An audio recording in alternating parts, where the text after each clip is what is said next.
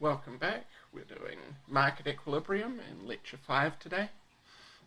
In Market Equilibrium, we're going to be bringing together those lessons that we've learned from demand and supply over the last couple of lectures. And we're going to be using those to make predictions about things like how many things are going to be sold, what sort of price are they going to be sold at, and so on.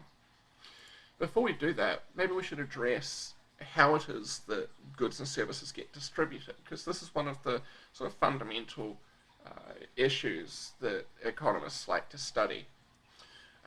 You might remember back to the very first lecture where we talked about economics being largely about scarcity, about how a society decides how to manage its scarce resources.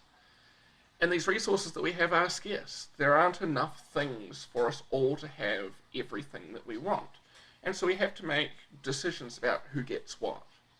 Historically, there's been two sort of main ways in which societies have looked to do this, either with somebody in charge or with nobody in particular in charge. If we have somebody in charge of deciding who gets what, we refer to that as a planned economy. Now, these are relatively rare now.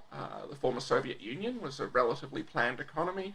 In some senses, the Chinese economy is relatively planned, the North Korean economy is relatively planned, so is the Cuban economy, but these are relatively uncommon across the world now.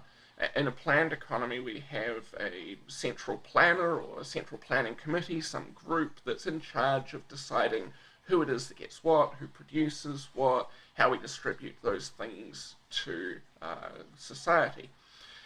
Market economies have become much, much more common across the world nowadays. In a market economy, these decisions are decentralized. The decisions are made not by an individual making that decision on behalf of everyone. Instead, they're made by a whole bunch of distributed individuals who are making decisions for themselves and acting within markets, within settings in which people own things, are allowed to sell things, and all of those things, goods, services, whatever, are traded voluntarily.